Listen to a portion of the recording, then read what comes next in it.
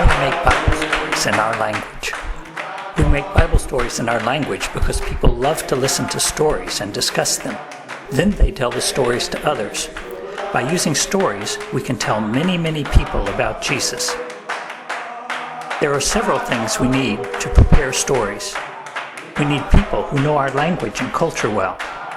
We have 18 believers who work in 6 groups of 3. These are our story makers.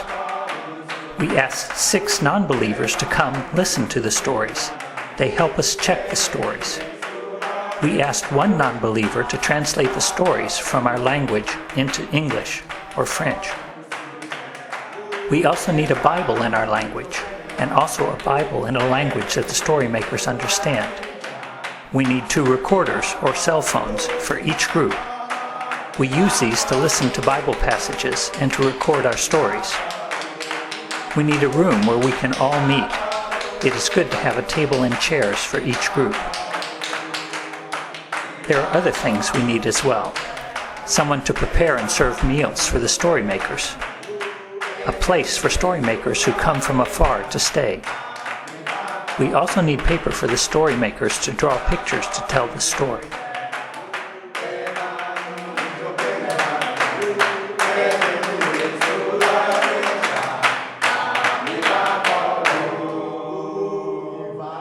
There are 6 steps we follow to make Bible stories in our language. Step 1, we prepare the story. Before we start, we ask someone to record the Bible passage for each story on a recorder. We divide into story-making groups of 3 people. Each group chooses 1 person to be the storyteller and another person to be the guide. The other is a helper. The guide plays the Bible passage on the recorder several times, and everyone listens. We use earbuds for each person to make it easier to hear the recorders. We draw pictures to help us remember the details of the story. We also play these if we have them: a video of the passage from the Jesus film or another Bible film, a recording of the story in a language everyone understands. The guide asks questions for the group to discuss. What things in this story are important for our people to know and believe? Are there words that will be hard for people to understand? Are there names or places that people don't know? Are there ideas or customs that people don't know about? Is there anything important in the story that we need to explain? Are there things in the story that can be left out without changing the meaning of the story? Often we leave out the names of places and sometimes the names of people. How can we tell this story so that it will be interesting and understandable to our people and they will accept it as a true story? Then the storyteller tells the story and the guide or helper records the story. For this we use the second recorder or cell phone. Then we check our story with the recording of the Bible passage. We play a sentence from our story on the second recorder and then a sentence from the Bible passage on the first recorder. We make sure our story agrees with the Bible, that we have not left out anything important, and that we have not added anything that is not in the Bible. If there are parts of the story that don't agree with the Bible, we correct our story and record it again, then check it with the Bible passage again. We call this correct, record, check. We do this at the end of each step.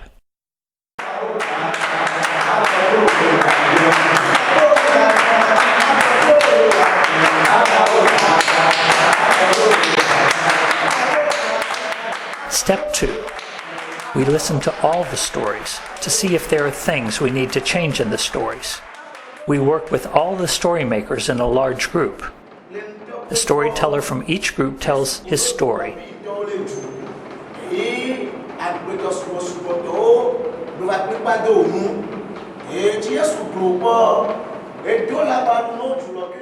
We discuss any names or difficult words like angel or Pharisee and decide what words to use.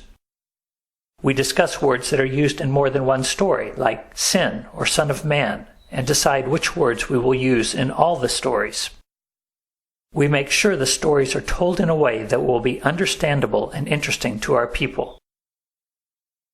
At the end of this step, we correct, record, and check. We correct our story, record it again, and then check our recording with the Bible passage.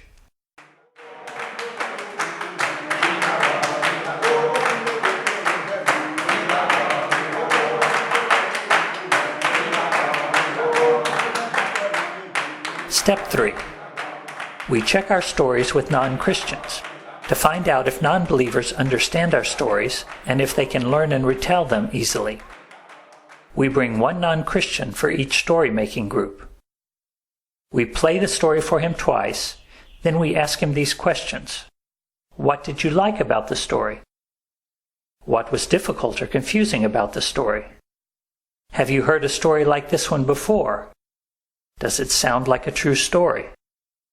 What was the main idea in this story? We play the story for him again once or twice and ask him to tell the story. We see if it is easy to learn the story and retell it. We note anything important the non-Christian doesn't remember when he tells the story, so that we can change the story so people will remember it better. We listen to the words the non-Christian uses, to see if there are words that are difficult for him, to know if there are better words for us to use in the story. Then we ask the non-Christian specific questions about the story to make sure that he understands. Questions like, what is the Holy Spirit? What is an evil spirit? What do evil spirits do? What does it mean to forgive sins? We note anything the non-Christian doesn't understand so that we can change our story so people will understand better. After each non-Christian has done all these things with one group, we take him to another group and have him listen to another story.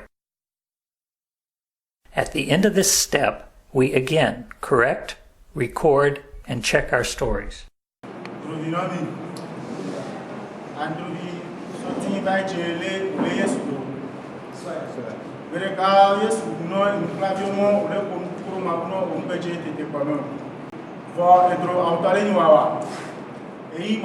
Step 4. We tell all the stories as one story. We ask the non-Christians to listen to the stories with us. We have all the storytellers tell their stories one after the other in order. We listen to the transitions between the stories to make sure that they all go together as one story.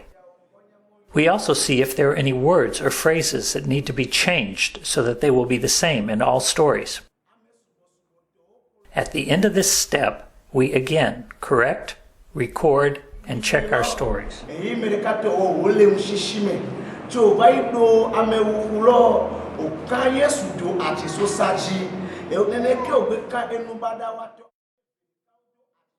Step 5. We learn all the stories. We ask the non-Christians to learn the stories with us. We divide into 2 groups, and 3 storytellers teach their story to each group. Afterwards, the storytellers go to the other group and teach their stories. Step 6. We make a good quality recording of each story. We prepare a room so that there will be little noise. The storyteller tells the story. One person operates the recorder and microphone. A helper listens to make sure the storyteller has told the story correctly. Afterwards, we check the story with the Bible again. A non-Christian translator translates the story back into English or French, and then a trainer checks the translation against the Bible. If there are problems, we correct the story.